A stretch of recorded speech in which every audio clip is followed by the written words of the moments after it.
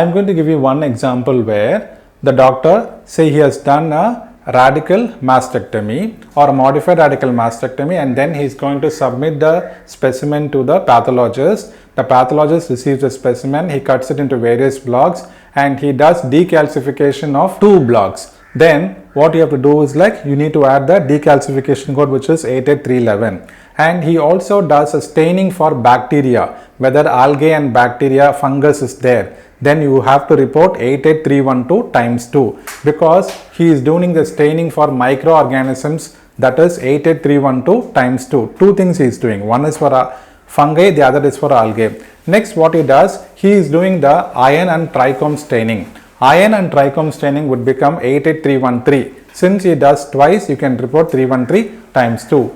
Then what he does, he is going to do the HNE. Hematoxylin and eosin you are not supposed to code separately because that is already bundled.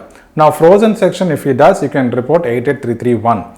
If he is also doing a touch prep, so touch preps and squash preps have the same code. So if squash prep alone is being done along with 88309, 88312, 88313, you can report only 88333 if only touch or the squash prep is being done.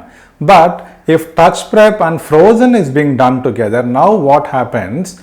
The touch prep becomes the add-on code. So you would have to report 88309, 88312 times 2, 88313 times 2, and then 88331 for the frozen section and 88334 for the touch prep instead of 88333 for touch prep. Because when touch prep is done with the frozen section, now the touch prep becomes an add-on code. And then what if he is doing an immunostaining for CD4 and another IgG antibody? In that case, you need to report 88342 and an 88341. And then he is going to submit this immunostaining with he is going to give a current value as a numeric value. In that case, it becomes 88360.